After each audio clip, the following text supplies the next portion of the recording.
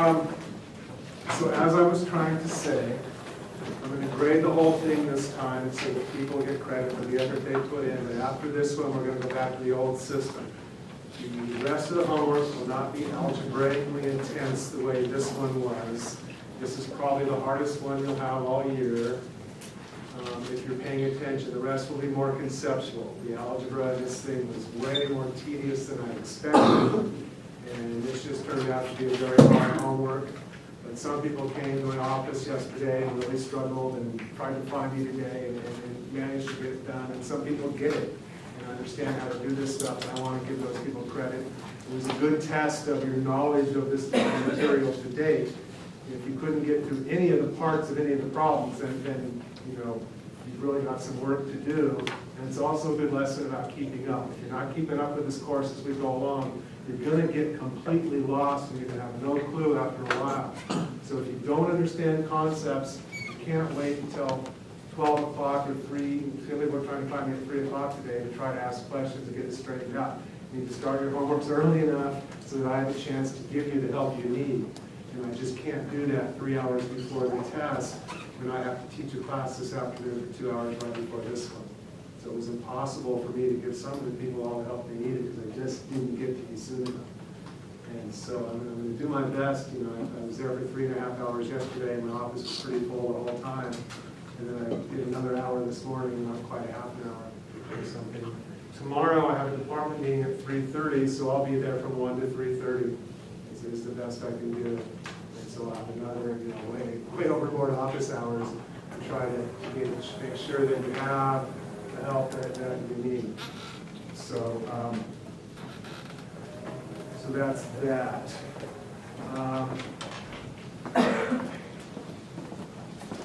So I'm worried that this homework has instilled a level of fear and sort of it's going to point you in the wrong direction about what you need to test. So I want to spend some time today sort of giving you a better idea of what I'm going to expect on the test, because I think you need it. I think you're very clear on that right now. You simply don't have the time, and I don't want to allow the use of calculators on the test to do some of the kinds of algebraic problems that are required in the homework. That's why they're in the homework. So on the test itself, there may be some simple sorts of things that you can do in a couple of minutes if you get it. But the sorts of find the I and Y for a full ISLM model is probably not something I can do on an exam, but I can certainly ask you conceptually about things. So I don't expect there's going to be a lot of algebra or pure math. I could ask you to use multiplier formulas to calculate changes in equilibrium and that sort of thing. You don't know what I'm talking about? Ask some questions later today, and I'll give you some examples. But in terms of what was in the homework for today, that's a little bit more than I can probably expect on the exam. So let me go through and sort of outline what I think of as the main topics and what I'm going to emphasize on the exam.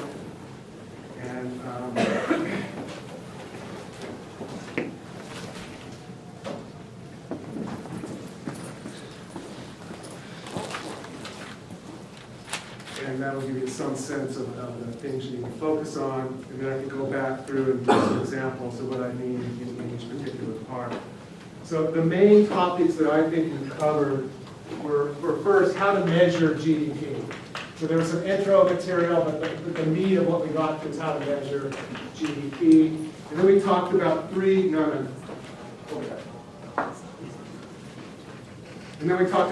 different methods for doing that. Income,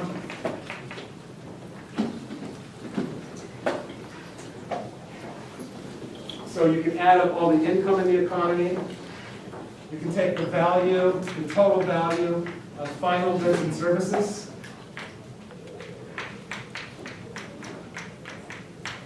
Or you can take value added. And then we did a bunch of examples to show that all these three things give you the same exact answer in terms of calculating GDP. So I wouldn't hesitate to give you a very simple example. Here's 2 or 3 goods, here's their prices. Calculate nominal GDP, explain without reducing fractions or anything how to find real GDP and those sorts of questions. just exactly what we did in class, those sorts of things. We put out a simple table. I think there were 3 products in it or something like that. Those sorts of things I think are fully fair game in terms of what we do. We talked about nominal versus real GDP, how to calculate each. That was in your first homework. Simple examples along those lines would be fine. We talked about the unemployment rate and how it was defined in particular. So I could certainly ask you, how is the unemployment rate calculated? Why is it important? Why do we care about it? What's the labor force? And all those sorts of questions. And so, no problem there. All those things will be on the test. The price level and inflation. So again, this was all homework 1 sorts of things with those examples that we did. So how to calculate a price level. We did 2 types. We did the implicit GDP deflator, which was simply nominal over real. And then we also talked about price indexes, like the CPI, the personal consumption index, the PCE. So there's this thing called the implicit GDP deflator, and these are things like the CPI that you hear about in the news, or the personal consumption expenditures index, it's called the PCE.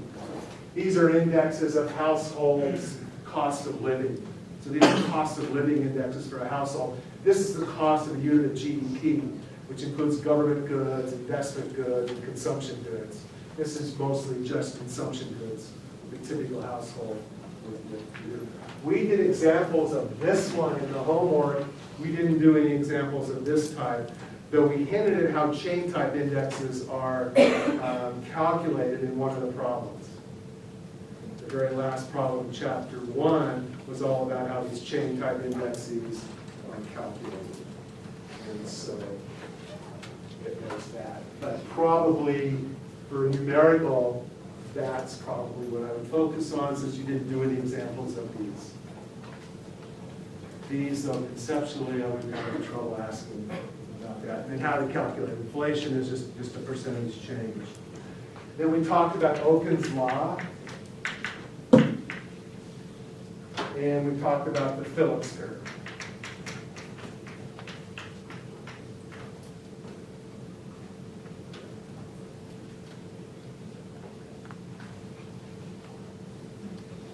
What they are, what they tell us, how we might use them.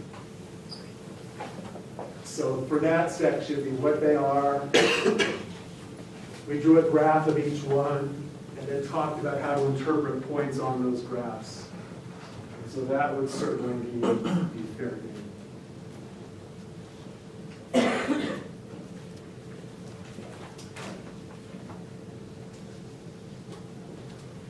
And that ended the introduction. Yes? Chapters 1 through 6, is that correct? Yeah. Focusing on the topics that I'm highlighting. So I don't know that there's much in chapter 1 other than, I mean, I can't remember what the GDP calculation comes. I think that's like chapter 2. So, Yeah. But it goes Adjusted just up profit. to chapter 3. if I covered it in class, it's fair game. If it's something in the book that I didn't talk about, it probably means I didn't think it was important enough to talk about. It seems kind of silly to me to test you over things I didn't think were very important. I think it's chapter 5, actually. I'll look here. I should have done that before I came in the door. Yeah, we didn't do chapter 6. Chapter 5. Thank you. Wherever these topics are, yes, it's through chapter 4. Then we did the goods market.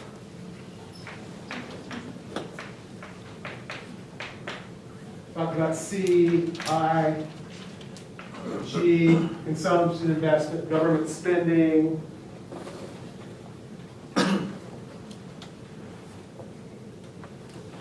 C equals C of Y minus T.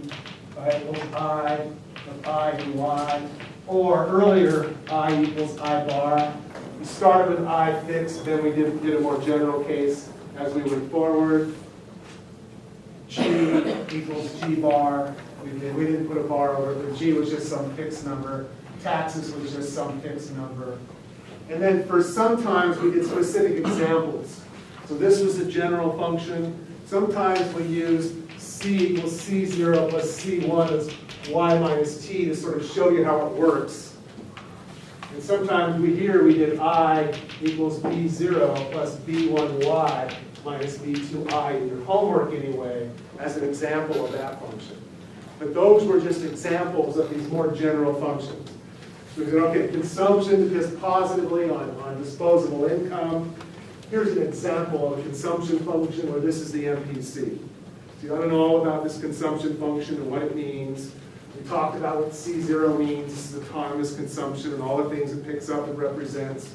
So we went through the interpretation of C0. C1 is the MPC. You ought to know about that. So we talked about that. We said investment, so it depends positively on this. Investment depends negatively on the interest rate, as you can see from the example, and positively on income, as you can see from the example. So this was a general case. This was a specific example of an investment function. And so, when we talk about why investment, why it might depend negatively on the interest rate, why it might depend positively on income, so I can ask you that. Why is investment negatively related to the interest rate? Why does investment depend positively on income? It's in the book too. We went through that stuff. That's all would be fair game to ask those kinds of questions. The test itself will attempt to test various levels, so I expect there to be easy questions, maybe even some definitions that are very simple. See if you know what is the MPC, what's autonomous investment, those sorts of kinds of things. Define what those are. Have some easy questions to see if you get anything. And then there'll be some questions that try to differentiate A's and B's as well. And so there'll be a variety of levels. We'll see how far you can go. So all of that sort of material that we covered will be there. We talked about the equilibrium. That y equals c plus I plus g. We did this equilibrium graphically with a 45-degree line diagram. So you should know how to do that part. Explain why it's an equilibrium. We talked about if you're not at equilibrium, why you might move back there because inventories are piling up or inventories are falling. If income and expenditure are equal, then inventories will change. So we talked about all of those sorts of questions.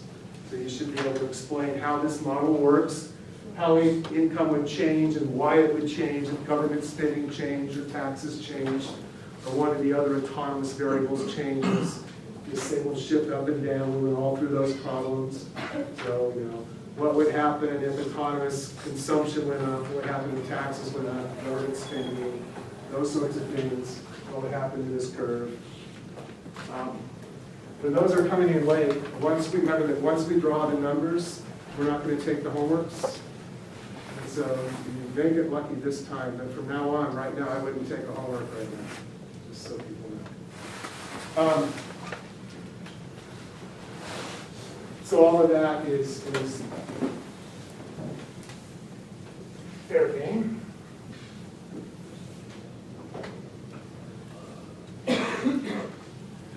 Talked about the multiplier and how to use it,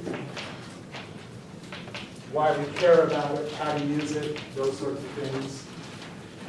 You can ask me questions on any of this later today. So we talked about simple multipliers, and your homework started talking about more and more complex multipliers as well. And so all of that is sort of fair game, and I'll talk about it in 2 minutes. So the simple multiplier for sure, the 1 over 1 minus the MPC. Later that 1 over 1 minus C1. Later that was 1 over 1 minus C1 minus B1. That kind of stuff. But those sorts of multiplier problems are hard. You ought to know about the multiplier, what it is, why it's useful.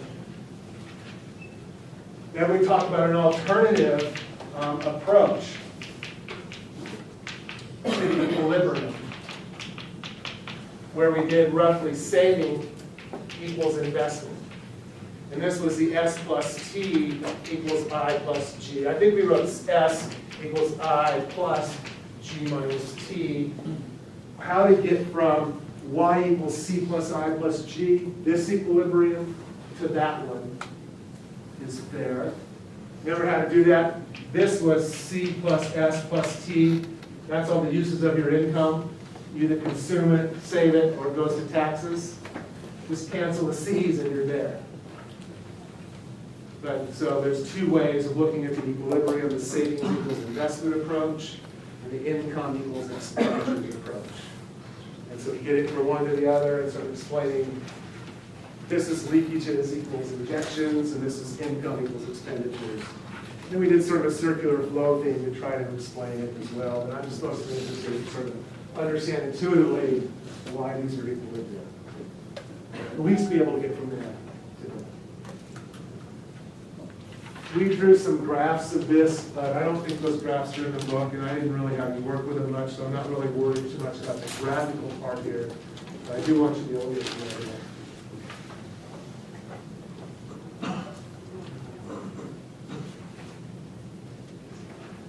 Then, we were done with the goods market.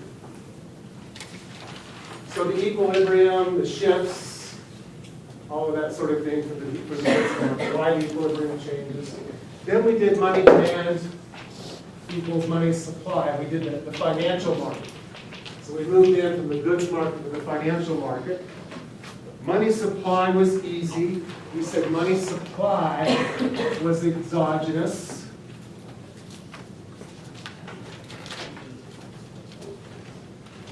And money demand was P-Y-L-I. So this just assumes the Fed controls the money supply perfectly. It's not quite true, but that's an assumption in our model. It's okay. This says money demand depends upon prices, income, and the interest rate. This is negative. And then we explain why it's positively related to income or prices. If you buy more stuff or it costs more, you need more money. And negatively related to the interest rate, that's the opportunity cost value. The opportunity cost of money goes up, then you're going to hold less of it. And then we did the graphical representation of the equilibrium, P-Y-L-I over M and I, and talked about how the interest rate is determined. And then we talked about how and why this curve shifts, if P shifts or Y shifts.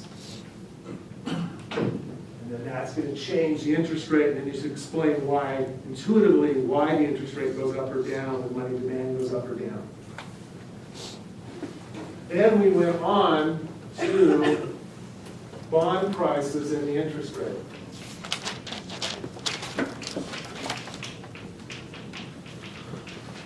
That is why they're inversely related.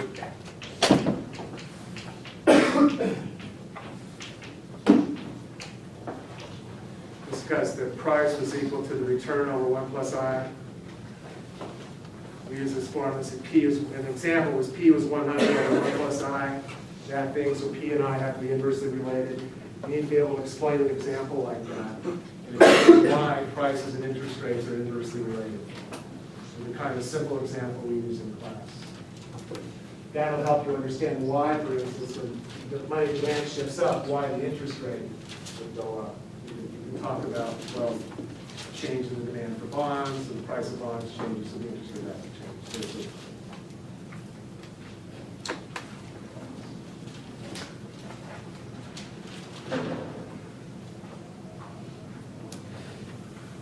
So at that point, you should have known all about two different models. So we had a goods market model, which was the 45-degree line diagram.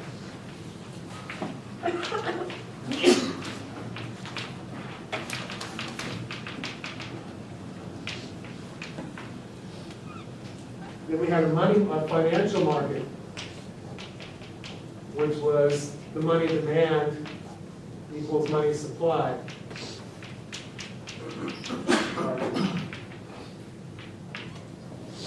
Sometimes we wrote this as M over P and left this P out. So we use two different versions of this model sometimes, but it's the same model. So this was the goods market and this was the money market. Then we needed to pull them all together to find the equilibrium, the simultaneous equilibrium of both markets. So we first used this thing to get the IS curve. Then we use this thing to get the LM curve. And then we just put them together into the IS-LM diagram. So we did the IS first, which I'll talk about when we do the IS curve. Then we did the LM curve, we'll talk about that. Then we did IS-LM.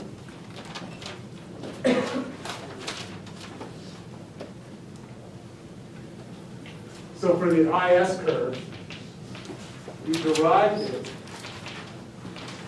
from the 45-degree line diagram.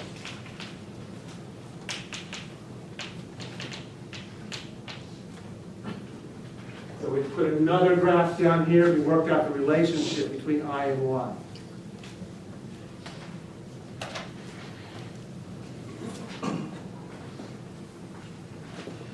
Then we did how it shifts.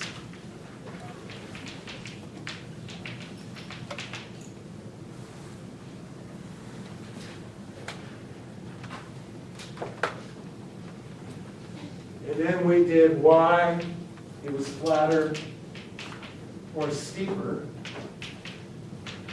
And we did two cases, the MPC, which I call C of Y minus T in the notes sometimes, and the responsiveness of investment to the interest rate, which I call I of I in the notes.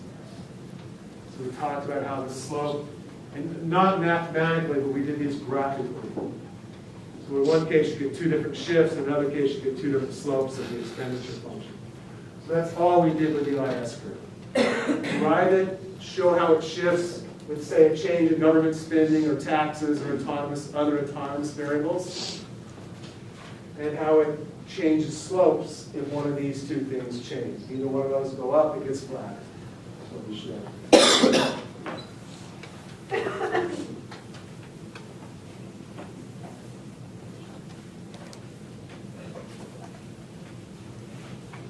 Then we did the LM curve. So we derived it from the money demand equals money supply diagram.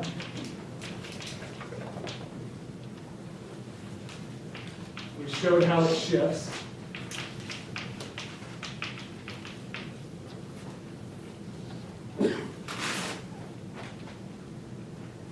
And then what makes it flatter or steeper.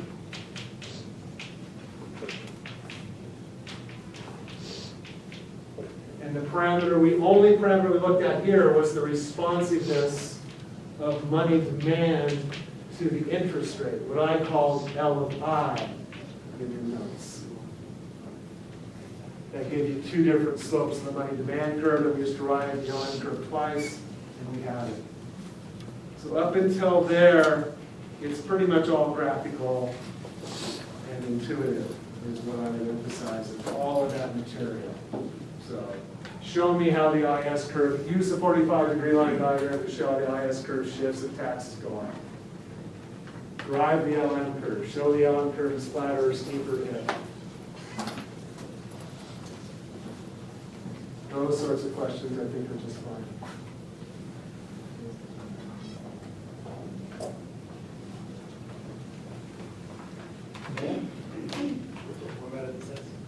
Yes, sir.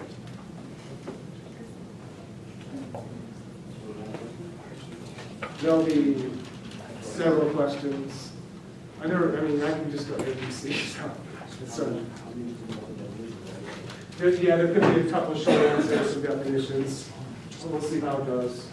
I need to make it doable in an hour and 20 minutes. So, 5 questions, maybe 4 questions, and some definitions, that kind of thing. Some might have several parts. So I can step you through it and try to give you some points or something. So how do you write Hmm? what format? How do you write? Well, the best and the most complete answers will get the most points. And so if you know something and don't tell it to us, we can't give you credit for it. And so if you explain the answer well in an understandable way, you'll get credit for it. If I can't figure out what the heck you're talking about, you probably won't. And so you want to make it complete enough so it's very, very, very clear and that you really understand the answer. And so you have a choice between a short couple of little arrows of things, which we won't know what that means, and giving us a nice full answer. That's your choice, but you're taking a risk the shorter you make. Do you get partial credit? Yes. For, Correct things. yeah. Zeros are possible. In some cases. So IS curve, drive it, what makes it shift, what makes it slope, LM curve, same three things. Then we put the IS and LM together. So then we did the IS and LM together. Can't be the first time I've raced today. What it is.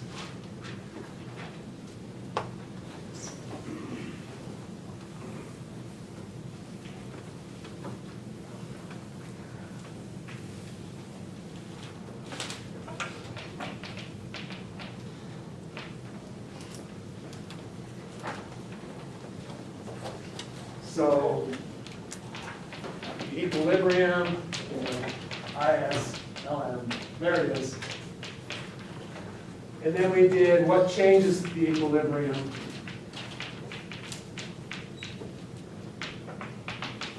So we did fiscal policy, which was G, and T, and monetary policy, which was M. And we did these graphically and intuitively.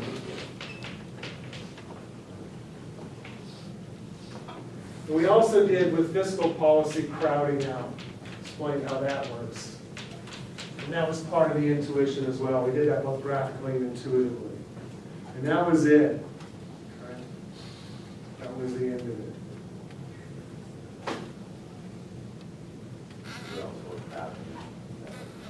I didn't talk about crowding in class. There is a crowding in. I didn't focus on it in class. Crowding in refers to the change in investment when the income changes. And I didn't talk about that. So no.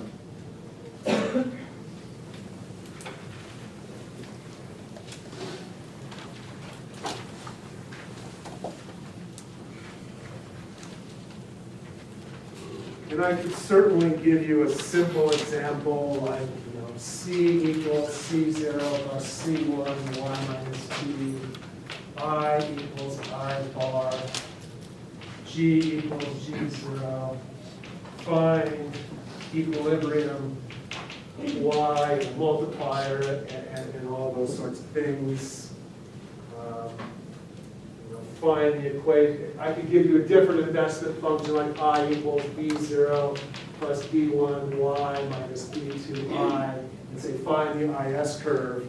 But beyond that, it's going to be tough to do much with the equations. So using simple models to find the equilibrium, maybe finding the IS and the LM curve. The LM curve is trivial. You just pick money demand equals money supply and solve for Y. But beyond that, I can't do much algebraically on the test. And so I wouldn't expect, although I could ask you simple algebraic kinds of questions to see if you get the material as one of the harder questions, to test people's knowledge. It's just not going to be a very involved, it's not going to be the focus of the test anyway. I'm more interested in you understand conceptually how to manipulate the graphs, what they mean, the underlying intuition. The math is just another way of expressing those same ideas. So if I can get the ideas to you in your head, 2 of the 3 ways, every problem you can do kind of graphically, mathematically, and intuitively, so there's 3 ways to do them. If I can get you at least doing 2 of them and maybe some of the third on the mathematical side, then I'm going to be happy. And so that's going to be where the focus is, which is not to say there won't be any algebra whatsoever on the test. It's just not going to be really long, hard problems. And I can't actually do anything. And I'm sorry if I'm being serious today, but I just want to send some message to some people in this class that they're just not putting in the effort that they need to put in to get by. And we're in here to learn, not to screw around, not to talk, and those sorts of things. And so, I just think it's time to send a message to not everyone in the class, but to some people. You're not showing up, you're not doing the work, and it's not going to go well for you. If you're not getting it to this point, at least graphically, intuitively, you got no chance as we go on. And so this is a good time in the next couple of days and the next week or 2, sort of take a step back and maybe fill in the holes that you missed.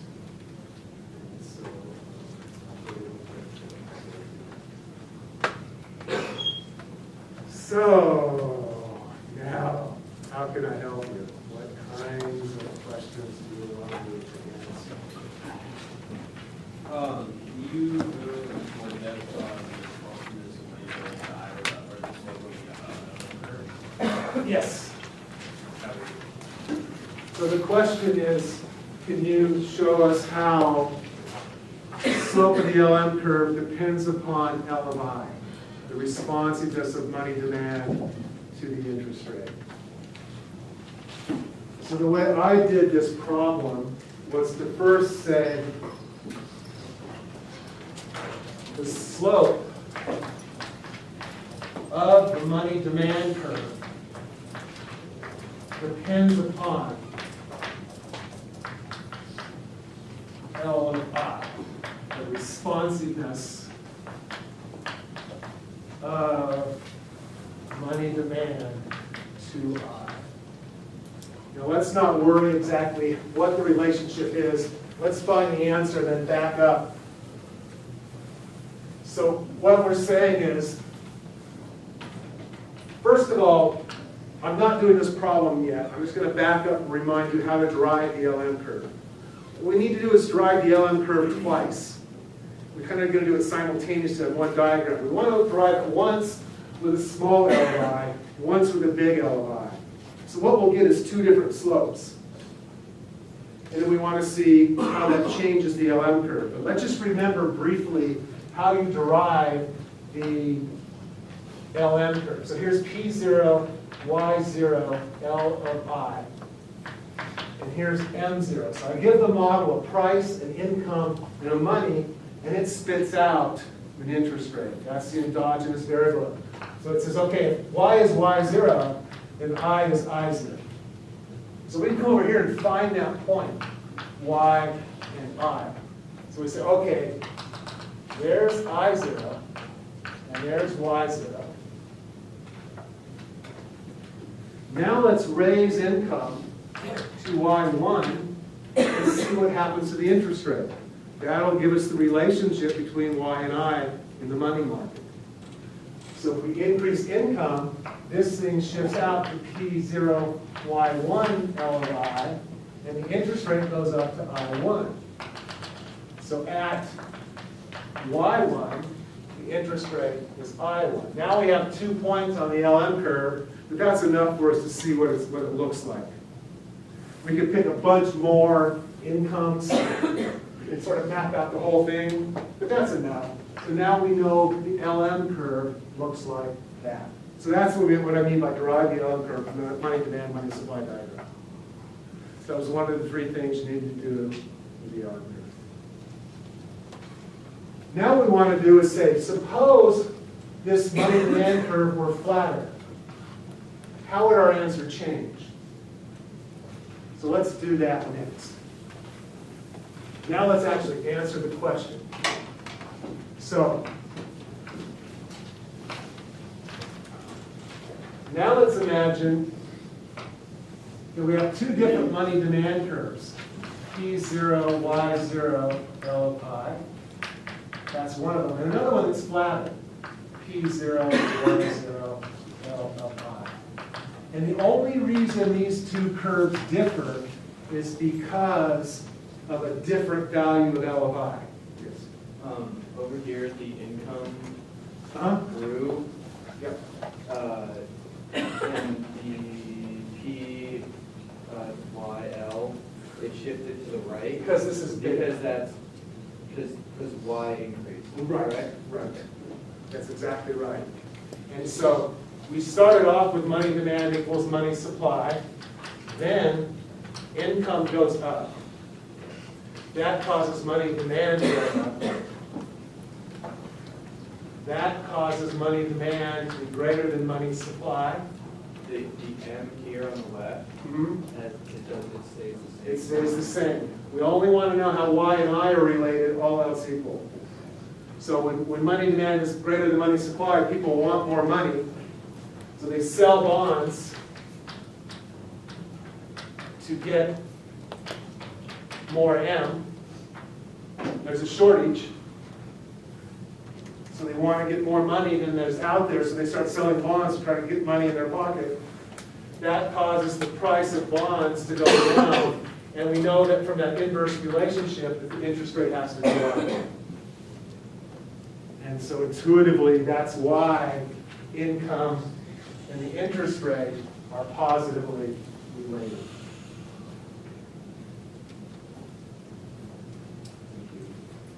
Does that help? Yeah. I forgot, I should have done that. So that's what I mean by explain intuitively. Just drawing these arrows is part of it. You want to use words to make sure we know that you understand. You just memorize arrows. I guess you can memorize the explanation, but then I just don't want to know the words that are somewhere. Okay, now we're going to start off at Y0 and I0. So we're going to start off here at I0 and Y0. And then we're going to do the same thing. We're going to let income go up to Y1. And that's going to shift both of these curves out. So we just take that point at intersection, lift it up, carry those two lines over, and set them down right there. It shifts both of these lines horizontally by the same amount. With me? And so for the flat curve, it'll shift parallel. So that's that curve, shifts to there. And the steeper curve, I shouldn't have gone quite so steep, will intersect up here somewhere. Okay? So I either get to this interest rate, that's the I with the flat money demand curve, and way up here somewhere is the I for the steep, right there. With me? We have two different money demand curves.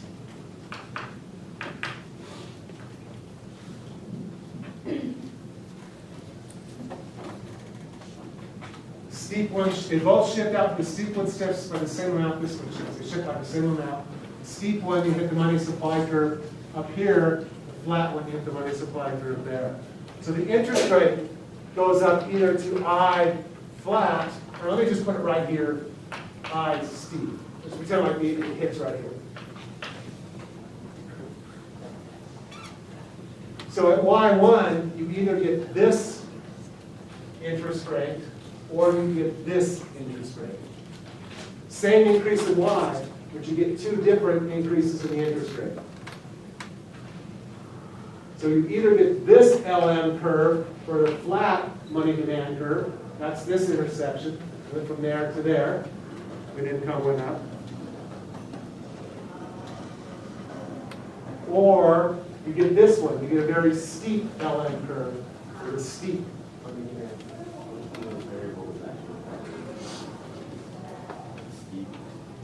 So the steepness, so the difference, L of I, is the only thing that's different between the two. So these have two different responses. Now what I'm going to do is explain which one of these money demands has a bigger L of I. I wanted to do this just mechanically. This is how you're going to do the problem. L of I means the slope differs. So you take two different slope curves and simultaneously derive two different LM curves. But the only reason those things are different is because of the different L of I.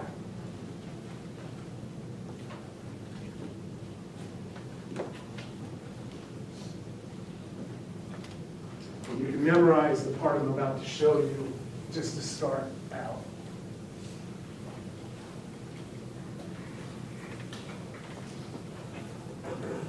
Now, when is money demand flat?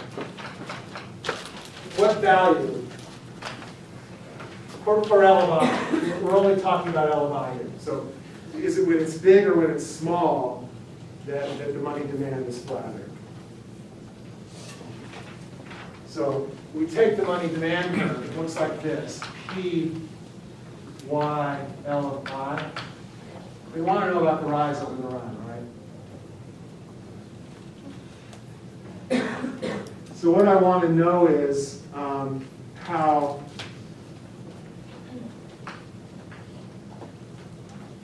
money demand changes when the interest rate changes.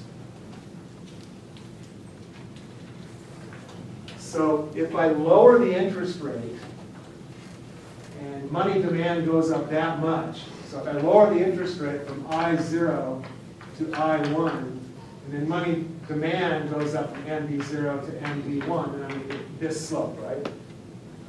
So I just lower the interest rate and money demand goes up. And the more that money demand goes up, what happens? It's going to get flatter. So we're saying when the interest rate goes down, money demand goes up. And the amount it goes up depends upon L of I. That's this is the responsiveness of money demand to the interest rate, right? So if it's more responsive, you get a bigger change in money demand. That's what it says. It's the responsiveness of money demand to the interest rate. So when L of I goes up, that means more responsiveness. So for the same fall of interest rate, I get an even bigger change in money demand, right? If it was more responsive.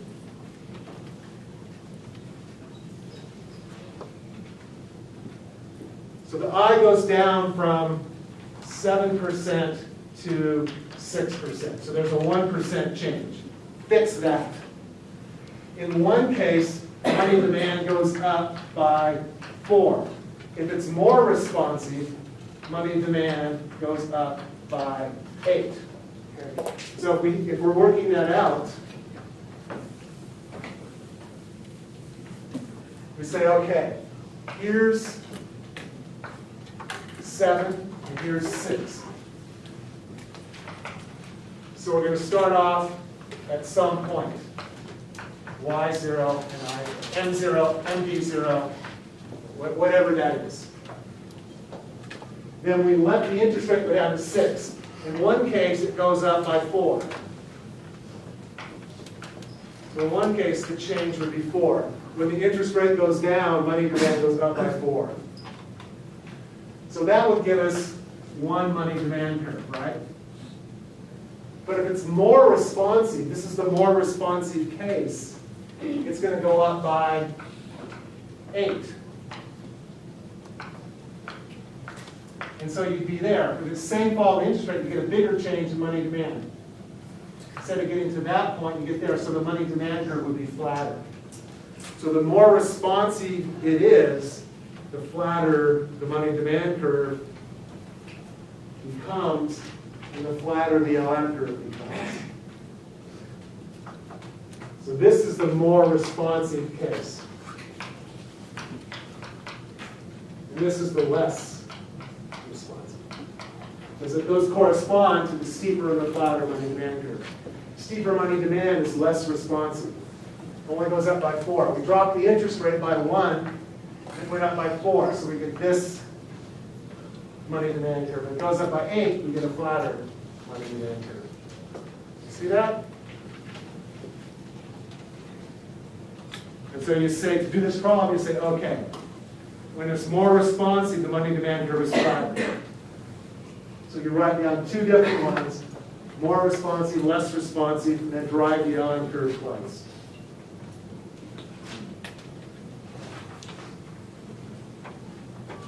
The responsiveness is essentially almost given, less. I'll say show that as money demand becomes more responsive to the interest rate. Show how the LM curve slope changes as money demand becomes more responsive to the interest rate. You say, oh, that means it's flatter, and then derive it twice. So it's essentially just changing the interest rate over the change. Exactly.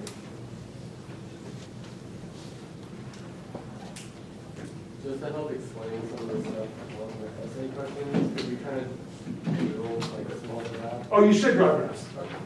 And then just explain them. Okay. Yeah. Please draw graphs. That's why we're doing everything graphically. So for this one, it's almost purely graphically. The intuition, the slope of the LM is when I goes down, money demand goes up. Well, no, let's not do it that way. I'm not going to ask you that. There's a thing here I don't want to do. You have to use one, just never mind. So this one I'm not going to ask intuitively, just be able to and explain.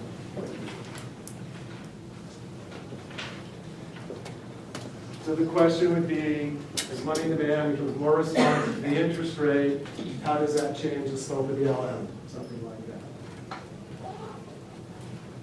If you know this part great, just start here and say, okay, when LI is bigger, money demand is flatter. Write them down, do the graphs.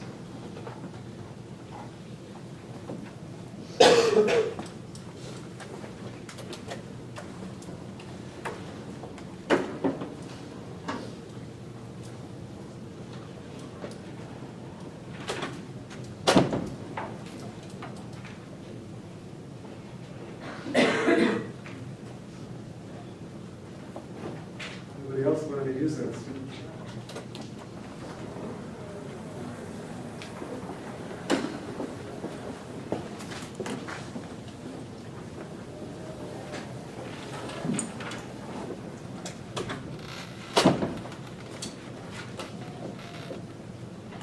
Show how the LM curve shifts if price goes up graphically. So this is the shifts in the LM curve. So we've derived the LM curve. We've done the slope. That's the only case we did for the LM curve right there. We just had one slope case for the LM curve. That was it. So the other part of the LM curve was shifts in the LM curve. So show graphically how the LM curve shifts if the price goes up. How do I do that? What do I start with?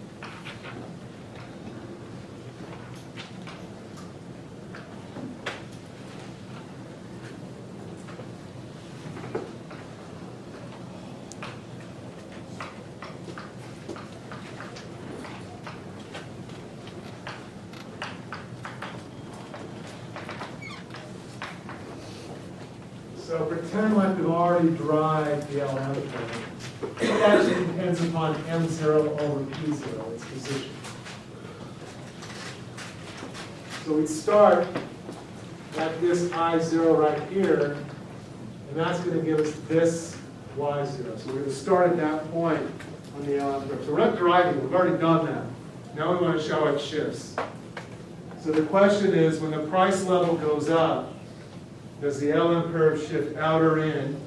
Explain to me graphically why. Show graphically which way to shift things. So what you want to do in this problem is hold income constant. And just see, when price goes up with income constant, does the interest rate go up or down? So we're going to let the price go up to P1. That's going to shift this out. P1. We're going to keep income at Y0 and see what our new interest rate is. So we're still at Y0 here. But notice that the interest rate is suddenly higher than I1. Any equilibrium has to be on the LM curve by definition. It's the set of all equilibrium points. And so the new equilibrium has to be at Y0 and I1. So the LM curve must pass through that point. If it's an intersection over here, it has to be on the LM curve by definition, because it's all equilibrium points again.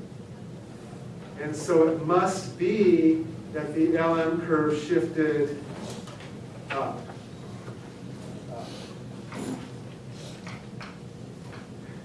These are the kinds of things I'm most interested in knowing that you can do. Not all that complex, tedious algebra that was in the homework.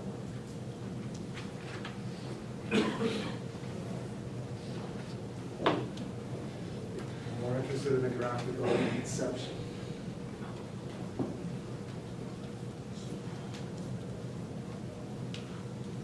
So price goes up, money demand goes up. We've held income constant. Because money demand goes up, that drives the interest rate up. We talked about why a minute ago. So at the same income, the interest rate's higher, so the LM curve must have shifted back. Okay. How would you do, show me how it shifts for a change in M? What would you do? All geo, depends on constant. Exactly. So you would start with a money demand, money supply diagram, and an LM curve, find that initial equilibrium, hold income constant, and then see how the equilibrium changes when M changes. So in this case, you would start with what? M0, P0, Y0, L of I, and I0. That Y0, I0 has to be on the LM curve. So we're at this I0 and Y0 point. With me? The money supply goes up. So what happens on the left-hand diagram? The vertical line shifts to the right. So the interest rate falls, but we have not changed income. So that's not the best horizontal line ever constructed on a chalkboard. But chalkboard's wavy, you just can't see it. So there's I1. So that has to be on the LM curve. So the LM curve must have shifted out or down, depending on which direction you want to describe it.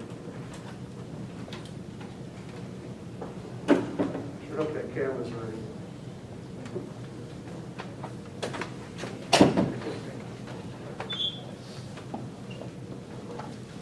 Looks like the shutter's closed. Maybe not. So that's all there is to shifts in the LM curve. So we've covered everything you can do with the LM curve. Intuitively, what's going on here?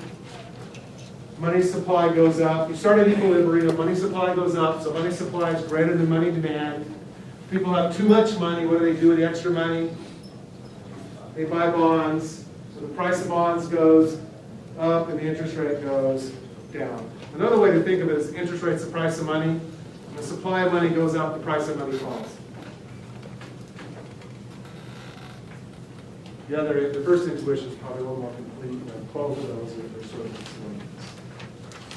So after the same income, interest rates lower, so the yellow curve must have shifted. Then you do the same exercise for the IS curve. Write it, show how it shifts, and show how the slope changes for those two cases instead of one for the IS curve. But you do it with the 45-degree line and the IS curve back vertically. But you do the same sort of manipulations. Do you do one of those with the... I was trying to lead someone to ask that. Happy to.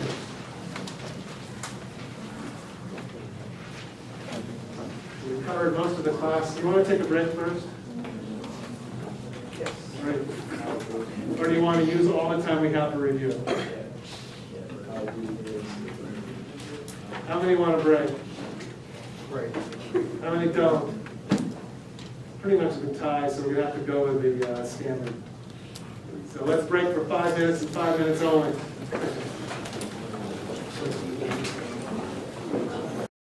So I'll do the same things for the IS curve that we just did for the ON curve really quickly. Then I'll show you the ISLM things that I want you to do. And then I'll give you an algebra example just for fun. Then we will have pretty much covered all the hardest bases in the course. We calculate the price indexes and GDP and stuff like that. The things you really ought to be able to get on your own with some effort. But this is probably the things I should focus on for So let's derive the IS curve, show how it shifts, and then show what changes its slope. Same three things we just did. Now in this case, it's a vertical alignment because they share the vertical axis. So we're going to take the 45-degree line diagram. We're going to remember that investment is some function of the interest rate and income. So we're using an example of this is I equals B0 plus B1Y minus B2I. So it depends negatively on that and positively on that. You should be able to explain why, but that's something you can read about or whatever. So we have this equilibrium. It's C plus I. C depends upon Y minus T. Let me just put it all out there. Plus I of I0 and Y plus G.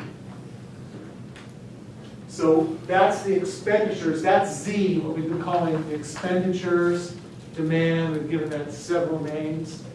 So when the interest rate is I0 and T is T0 and G, these also have some value. They're exogenous variables. But when I is I0, all else equal, income is Y0. So we can come down here. This is, we want the IS curve, how I and Y are related. So we can say, all right, when I was I0, Y was Y0. Then we can ask, how does Y change when I changes? So we say, okay, let's suppose that the interest rate fell to I1. Suppose the interest rate falls to I1.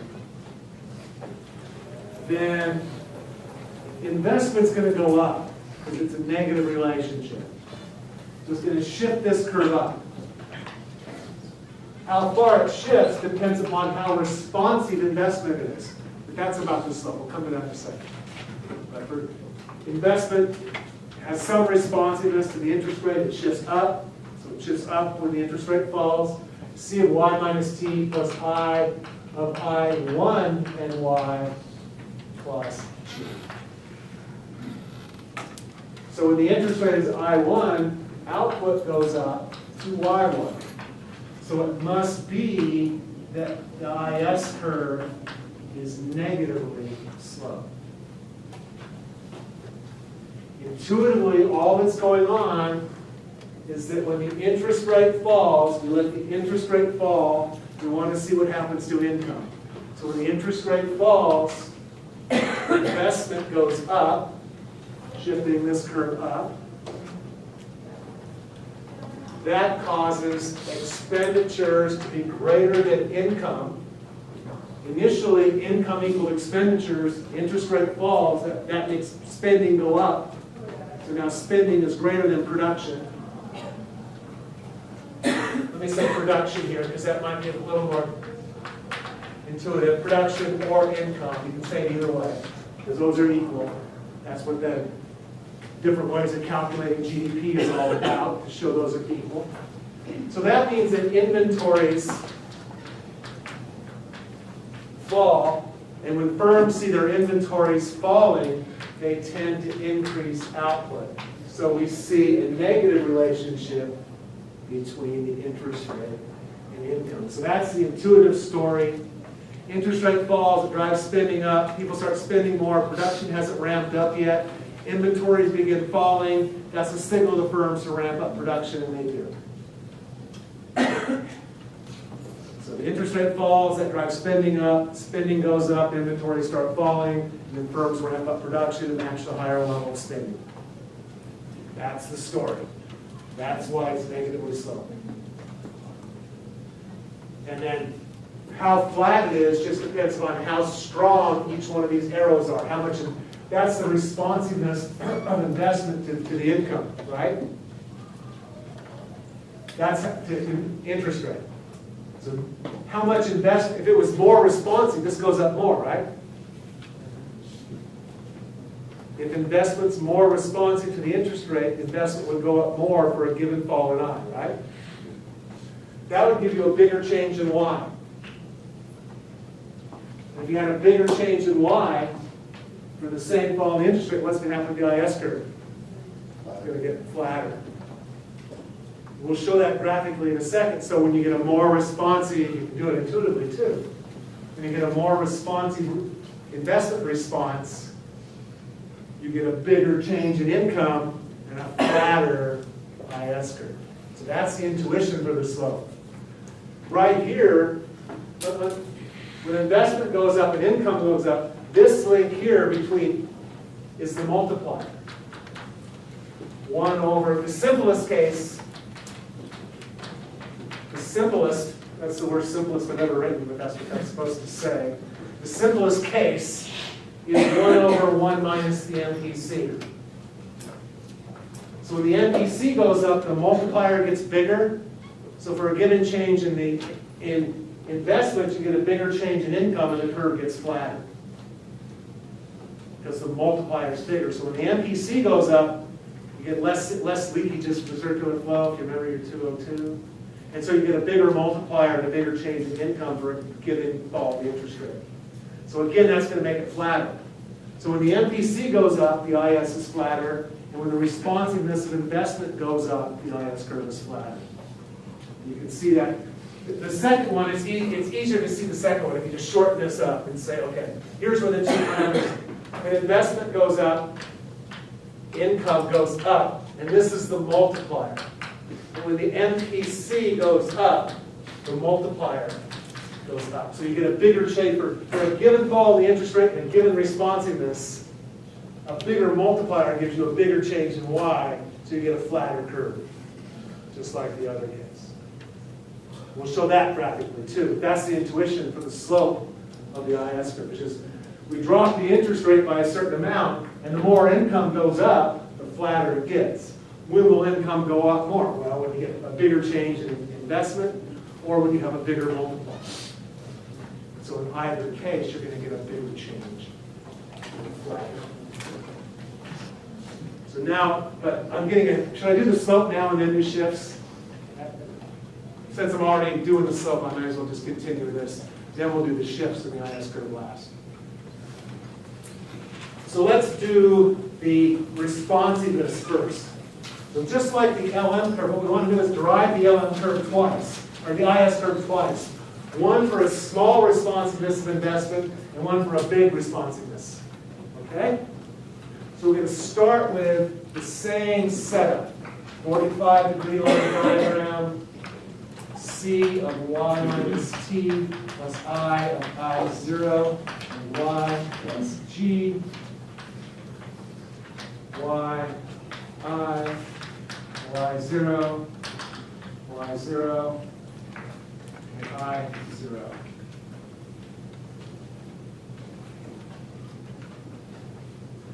Now what the responsiveness tells us about is how far that curve shifts out. And so it tells us when we drop the interest rate, investment goes up by a little bit or investment goes up by a lot. So we drop the interest rate, investment goes up. How much investment goes up tells us how big this shifts. So if we had a really small responsiveness, so we're going to let the interest rate fall to I1. We want to see how much income goes up. With a small responsiveness, a small change in investment, you get a small shift. So C of y minus t plus I of I1 and y plus g. So this is the case for, it's a small shift since small responsiveness. I of I is small.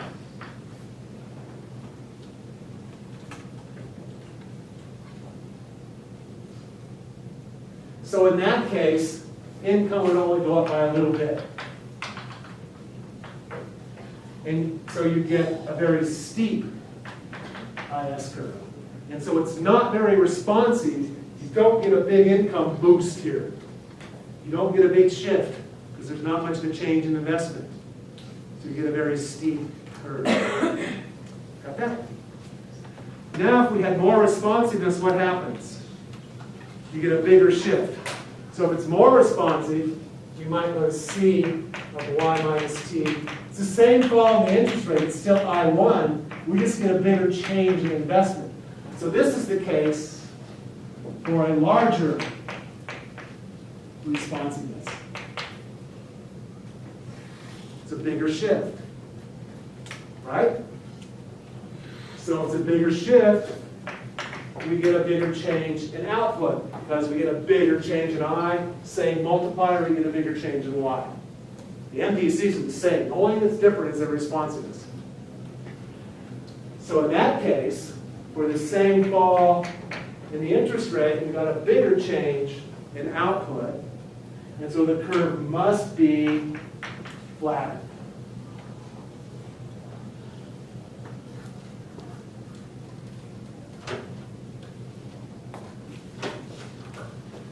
Pretty good. We did about 4 classes in 1 class. But if Harold do it like this the first time, even matter, I should say. So, you got that one? There's the intuition, there's the ground. Mathematically, we could do it, but I'm not going to. I did it in class. You can do it that way, great, go ahead. But I'm not going to ask you to. I'm not going to waste time right now. So this is just kind of showing like the different responses. So the question here is, tell me how the slope of the IS curve changes when investment becomes more responsive to the interest rate. Okay. So we're showing that the IS curve becomes flatter as the responsiveness goes up. Okay. Later we're going to need this to look at policy effectiveness right after the exam. But for now, it just looks like a mechanical thing. We're going to put it to work. Will you ask about changing assumptions? We'll come to that in a second. Okay. But this is just, Right, I understand that. I was saying that policy also would be correct. yes, Okay. but only the atomic. Well, I'll come to shifts in a second. Let's do shifts at the end. Can you repeat what the question would be again? The question would be, how does the slope of the IS curve change when investment becomes more or less responsive to the interest rate? And the answer is it becomes flatter. If I say explain intuitively, you give me this argument, say this is bigger, so this is bigger, so you get a bigger change, so it must be flatter. Let's say show graphically, you give me this argument. What's the label for the y-axis? Oh, this is expenditures Z. So what this gives you is the level of Z, the level of spending for any level of income. So it's it's a spending function. So you give this an income, it spits out a spending. Can you repeat the question? The question would be, how does the slope of the IS curve change when investment becomes more responsive to the interest rate?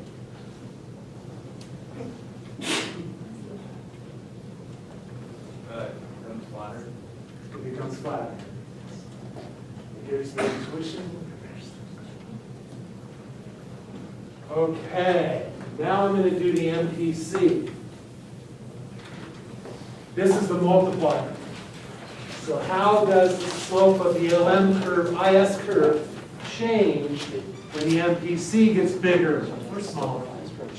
So if the MPC goes up, does the IS curve become flatter or steeper? How does the slope of the IS curve change when the MPC gets bigger? In this case, you have to know that, and we can talk about why in a second, but let me do the mechanical part first. This is a case, here's one's C of y minus t plus I of I and y. Do I need that over there? No, I really don't. Let's move it out of the way. Plus G. And you might have a steeper curve. C of y minus t plus I and y plus G. This is for the bigger MPC.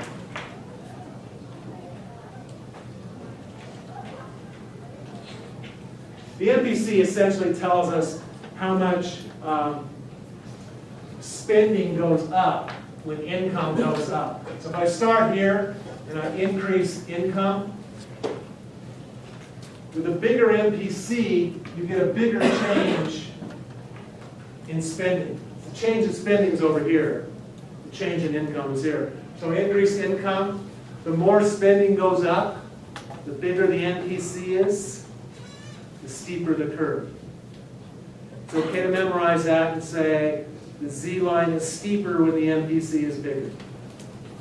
I could ask you that question, explain why, but for this problem, if the question is, show me how the slope changes, you can just start with those two curves.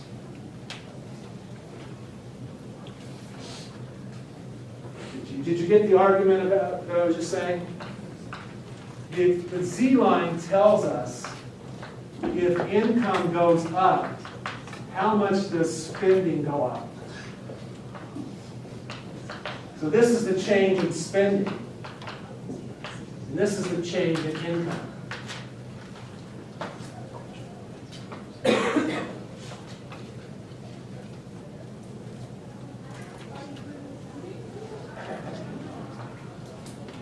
Listen, got that?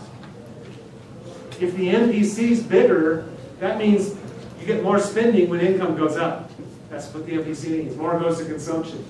And so if you had more spending, Z would go up even more. And so for the same increase in income, you get a bigger increase in spending, and so the Z line would be steeper. So when the MPC goes up, the Z line becomes steeper. See that? So this is the bigger MPC. Now we just do what we did before. At I0, in both cases we're starting off at I0 and Y0. So we want to track the relationship between I and Y. So we know that at I0 we get an income level of Y0.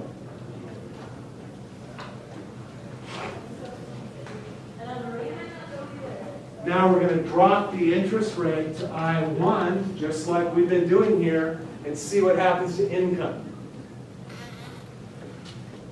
So we drop the interest rate to I1, and both of these curves shift up. So the flat curve would shift like that, and we get 0 for the flat. That's for the smaller, this is the smaller MPC. So in that case, we get that IS curve.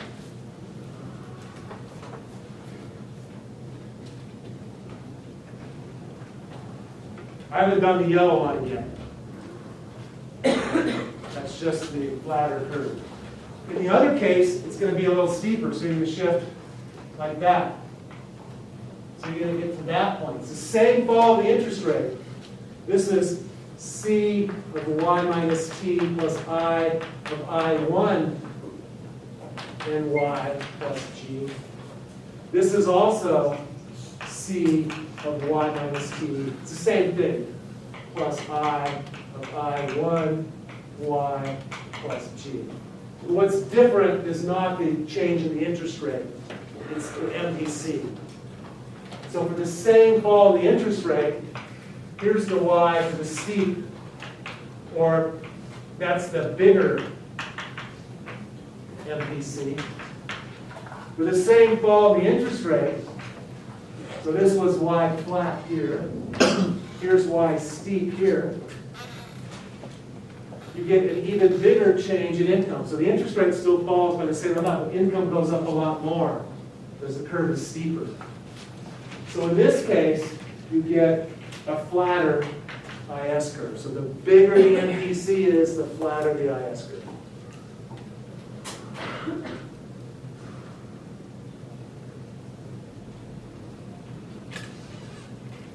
See that? So we just start with two expenditure functions. One with big MPC, one with a small. That gives us this point. We let the interest rate fall, it shifts both curves. You figure out where they hit the 45-degree line, and that gives us the two different curves.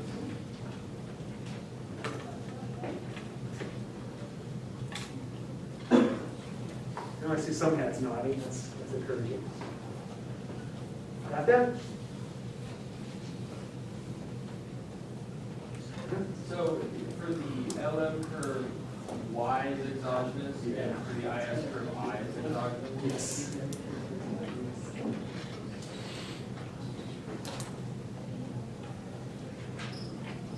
Okay, let's do shifts next.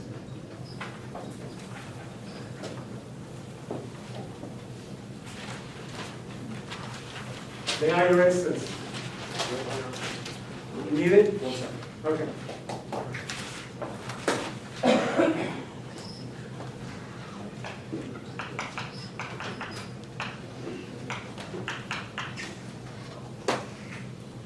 All right, let's do shifts in the IS curve next.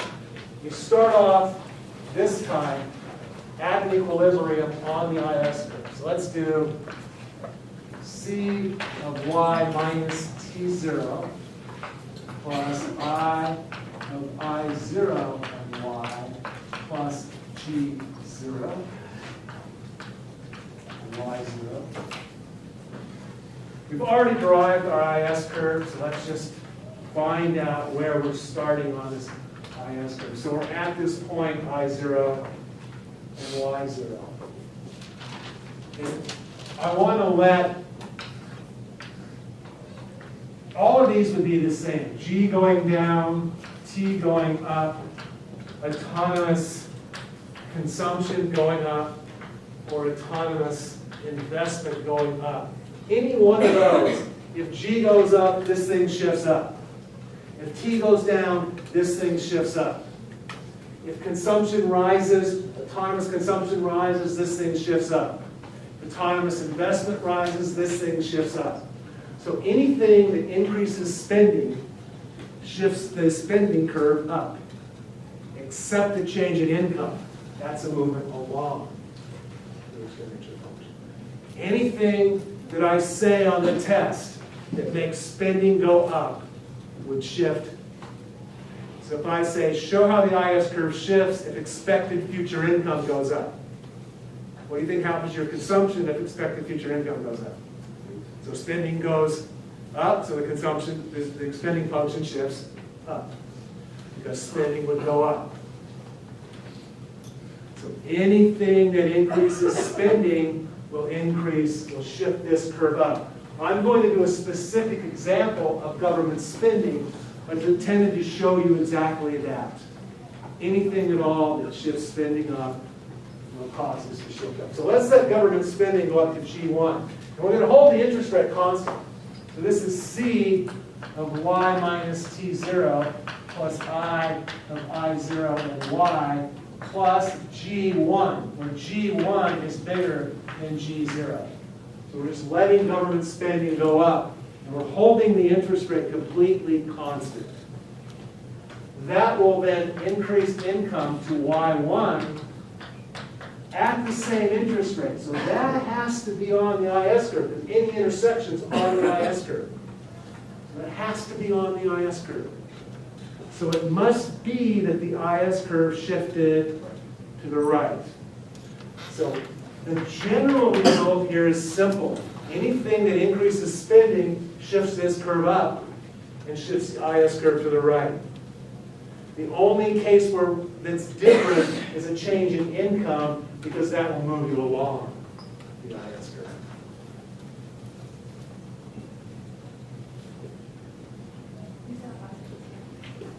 Anything that increases spending will shift the IS curve up. But if it's an increase in income, you'll actually move along the IS curve, because that's what it is. It's how I and Y are related. So that's a movement along the IS curve of income. If income goes up, your spending would go up, but that moves you along the IS curve. Anything else that increases spending will shift the IS curve in the direction that spending changes, and there's the reason. Intuitively, it's simple. You're at an equilibrium where production equals spending. Spending goes up. Hold the interest rate constant. Spending goes up. Inventories start falling, so firms ramp up production. So at the same interest rate, you get more income. So it must have shifted to the right. Got that?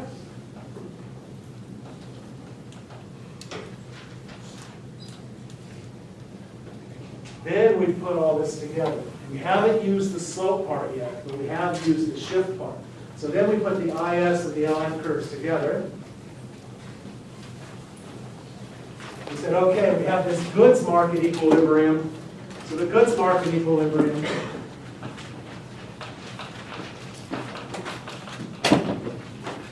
that was, anyway, we're going to put the two markets together. So what we have is an IS curve and an LM curve. And where those two things intersect is the one pair, I0 and Y0, that's simultaneous in equilibrium in all markets. Now, I didn't talk at all about the forces that would push us there, but we could have talked about that. So if we were out of equilibrium, we'd get pushed back to equilibrium by some forces that we can talk about some other time. That's not part of the task. But where these things intersect is in fact an equilibrium, and it's a stable equilibrium. Out of equilibrium, we get pushed back to it. I didn't talk about that part at all. What we did talk about is graphically and intuitively what happens if G goes up, T goes, or down, T goes up or down, or M goes up or down. These two are IS. This is LM. It's convenient to index these by the things. Oh, and the other one we can do is for P, up or down. And those two are for, graphically, it's pretty trivial here. If G goes up, you might want to do a different, I don't know, a different graph. If G goes up or T goes down, what happens in the IS curve? It shifts. We just did that. There it is. It shifts out. So it shifts out. And so start at G0, say, there's G1 and T, or G, just like over there. And so our new equilibrium would be a higher level of income and a higher level of interest rate.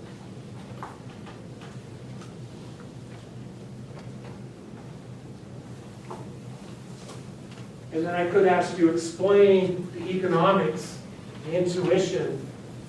That's just lines on a page, that's not economics. The economics is sort of the intuition that underlies what the graph is showing you. So what's the story here? Why is it that when G goes up, Y goes up, and I goes up? What's the intuition? So when government spending goes up, we can think of income going up. And so far, let's go from point A to point B. So that's what I'm talking about here. This is A to B. So that's just the goods market. So it shifts out by this amount. We haven't let the interest rate change yet. All I've done is change income. So the interest rate's still where it's at. If income goes up, what happens to money demand? It goes up. And when money demand goes up, what happens to the interest rate? It goes up. Shifts the money demand curve out, and the interest rate goes up. When the interest rate goes up, what happens to investment? It goes down, and that causes income to go down. So after we get to point B, we go back to point C. So what happens is the interest rate starts going up. That causes investment to fall, so you move along this IS curve until you get back to this higher point, point C. So this income falls from B to C. And this is what we mean by crowding out. This part here is what we call crowding out.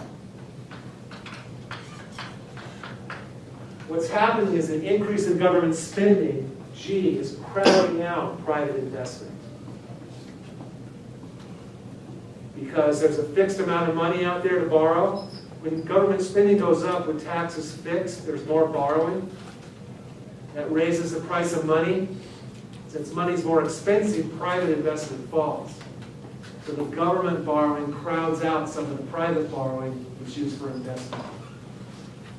And so you get less private investment. This will never be bigger than this. It could be as big as, the steeper the LM curve, the bigger the crowding out's going to be. But this effect is just an offset to this one. It's either partial or full. It's never more than. So this is just the crowding out there. So that's the intuition. You get to tell this story about why it is that when government spending goes up, we see the income, on net here, income still goes up. That and that. This is smaller than that. So income still goes up and the interest rate goes up. Same story for T down or autonomous spending up. Anything that drives spending up drives income up. And so all of the cases are sort of subsumed in here. So this is just, I could have just said spending goes up, causes this to happen. So the intuition is the same in all those cases. So that shift, that shifts in the IS on the ISLM. We're always going to look at that. Crowding out, though, really only refers to government spending part of it. So when we say crowding out, we're really talking about when G goes up, I goes down. We get the same intuition, but we don't call it crowding out when it's taxes or something else. So the crowding out really refers specifically to that government spending case. Nevertheless, if this were taxes going down, you'd get the same thing. We just wouldn't call it crowding out anymore. Because we're really talking about when the government crowds out private investment. But if the intuition is identical in all those cases. Whew. Now let's do the other case. I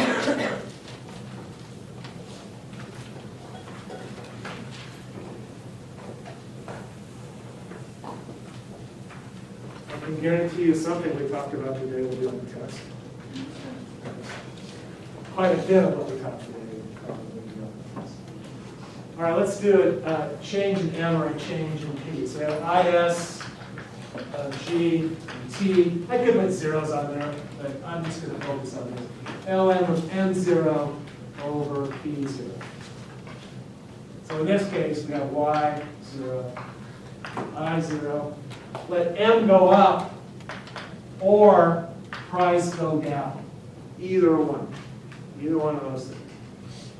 That's going to make M over P go up. And that's going to shift out the LM curve to say M, let both happen. So there's M1 over P1. You can do one or the other, same thing. I just did it. So in this case, output goes up and the interest rate goes down. So what happens to income and the interest rate if the money supply goes up, income goes up, interest rate falls? Show me graphically, explain intuitively.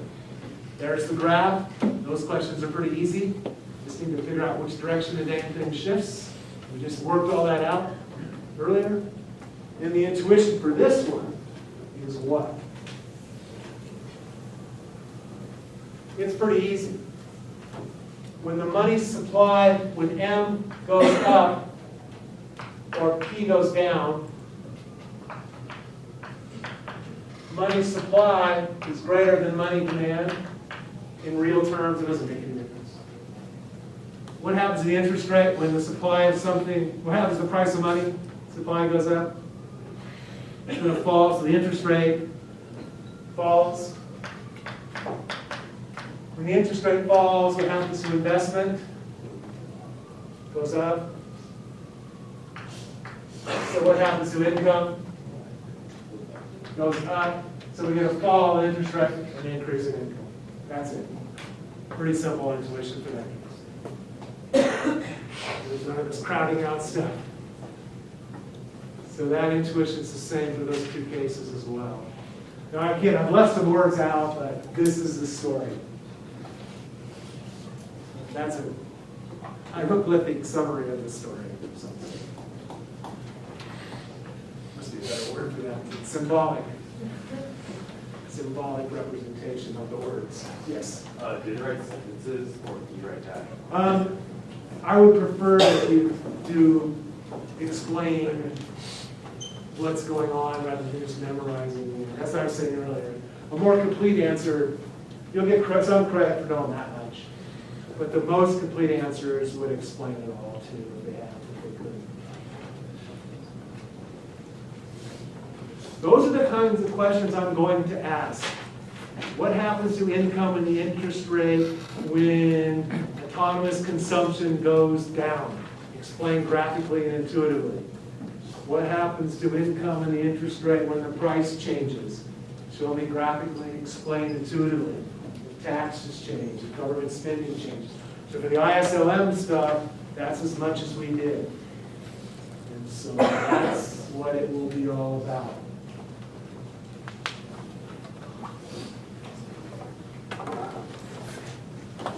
Now, for the algebra, you want me to do a little bit of that too? Before we finish off here, we got about 9 minutes left. Let me give you a clue about what I'm looking for there.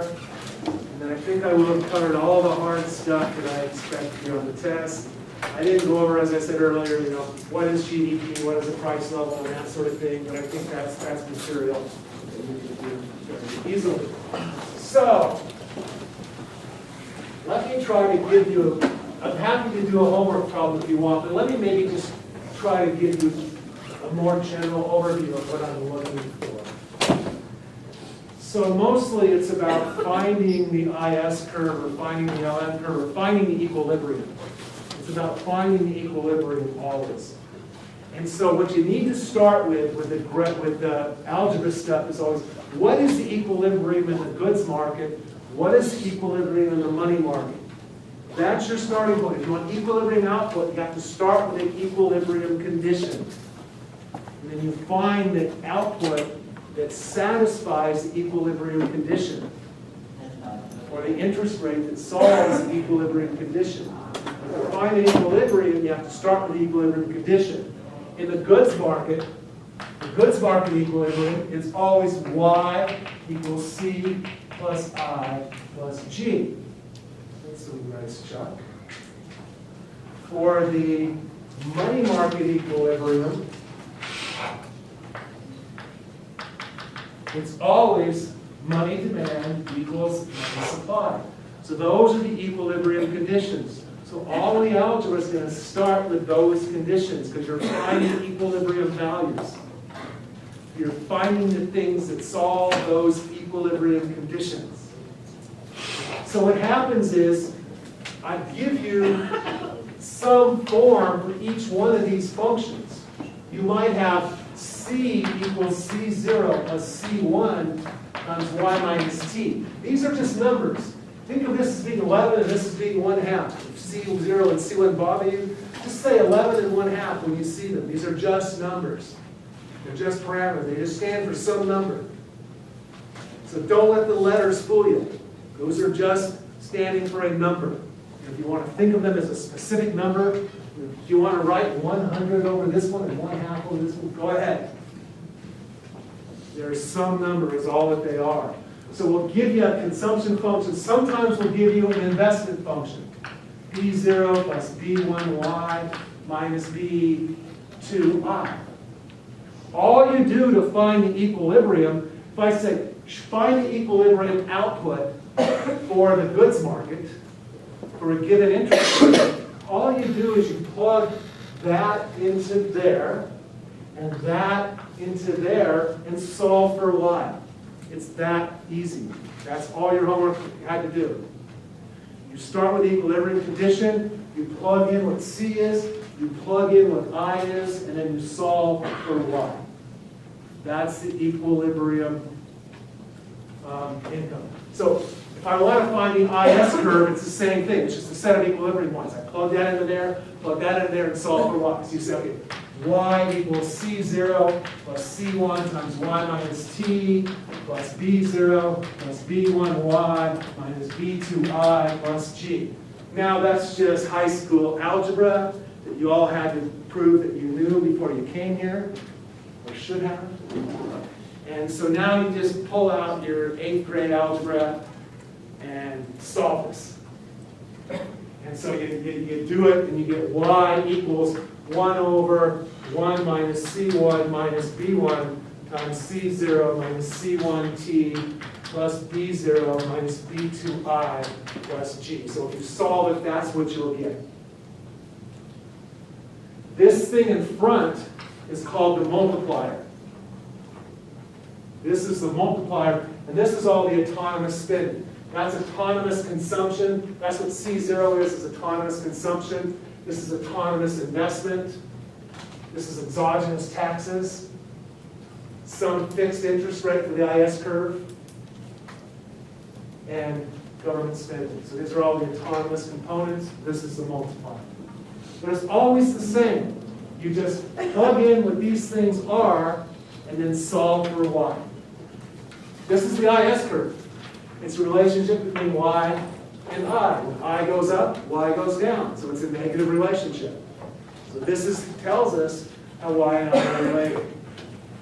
So this is the equilibrium income for any interest rate, government spending, taxes, and autonomous spending. This formula gives it to us. So we give it all the exogenous data, autonomous spending, autonomous investment, and so on, interest rate, government spending, taxes, hit with the multiplier, and it gives us income back. And again, it's always the same. Y equals C plus I plus G. What is C? What is I? Plug them in, solve for Y. If you do that, you're probably going to get most of the algebra questions right.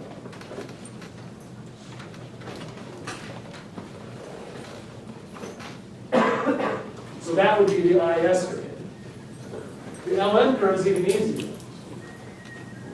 Usually we say something, okay, suppose that money demand in real terms over P0 is equal to, say, D0 plus D1Y minus D2I. So this is the real money demand curve. I could put P0 out front, multiply it by it. You just divide everything by P0. So that's real money demand. All you do is say, okay, the equilibrium condition is what? Money demand equals money supply. So it's going to be MD over P, and the money supply is just whatever the Fed wants it to be for a given price level. So they choose the L, and there's real money. So the LM curve is just the solution to that. M over P equals D0 plus D1Y minus D2I. That's the equation of the LM curve. Now I could solve for I if I wanted to. So I equals 1 over d2 times d0 plus d1y minus n1p. So that would give me an equation for the LM curve. When y goes up, I goes up. It's a positive relationship. That would be the LM curve. So I think it would be okay to say, derive the LM curve or derive the IS curve for some investment function or some consumption function, those kinds of exercises. Beyond that, what you have to do next is find, and this is what was really hard in homework, is find the y and the I and solve these simultaneously. What you do for those, and I won't ask this on the test, to find this I and this y, you would plug that I into here, and then solve for y. And that gives you this point. Then you take that y that you got, plug it back into this equation, and that's going to give you I. So you have two equations and two unknowns, and you have to solve those simultaneously. I still have 40 seconds for a question. But we timed that pretty well. So that's all the hard stuff that can be on the test. Does that help?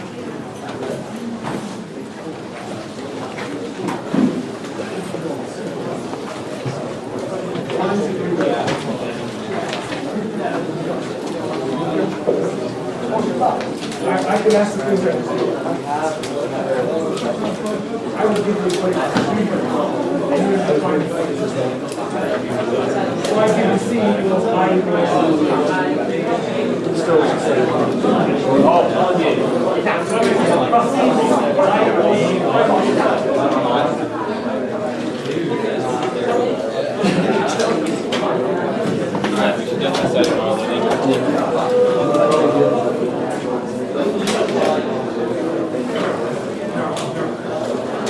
just that. Only the values.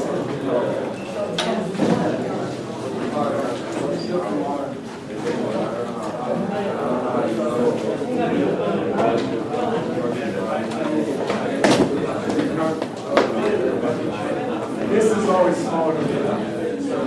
B to C, if the LM curve were vertical, it would be just the same. If it were flat, it would be 0. There would be no offset. So this is always smaller than the net change.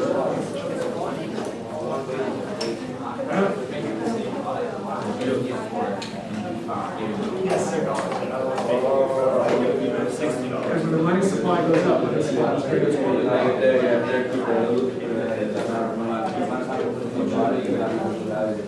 Right, so this should happen. Yeah, I'm like, The interest rate falls.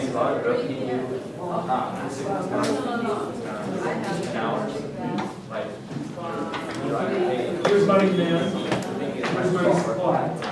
At this, you start off with that interest rate. You let money supply go up, add that interest rate, your money supply is greater than money demand. Then, the interest rate falls.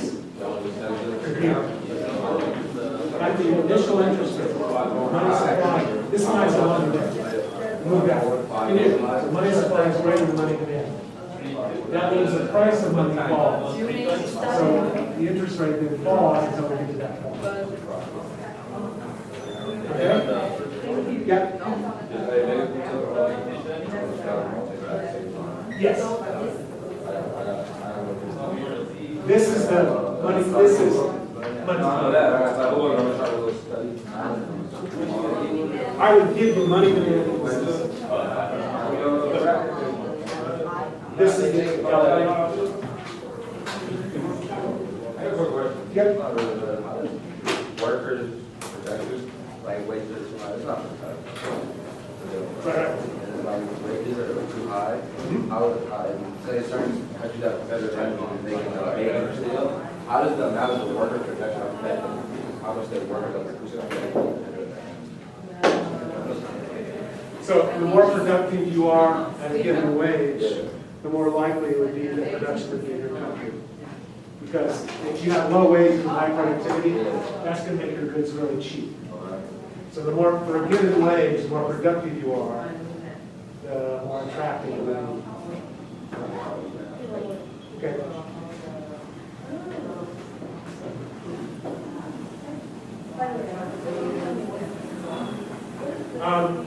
Outside the model.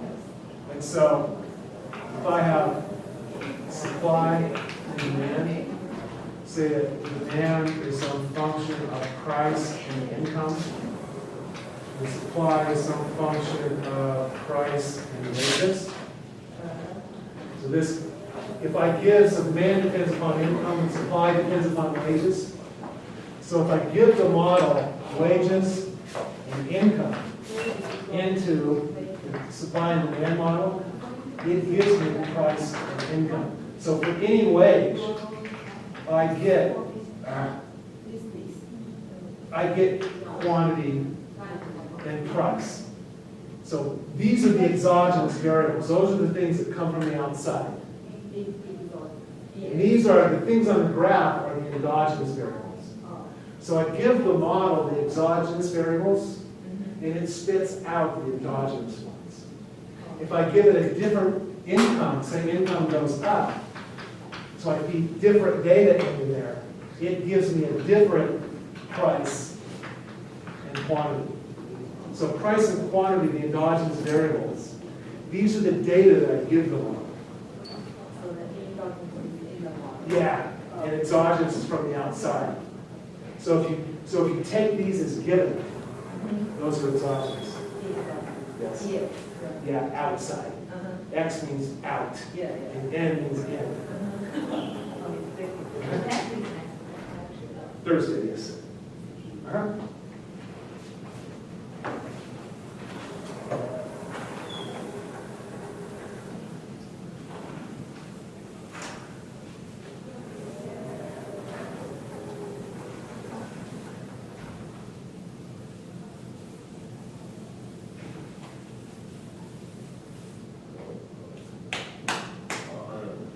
Hey, Russ, I just want to kind of shout you real quick about graphs. Are you going to, you have to go in the direction? I'm gonna have to go a minute here. Oh, okay.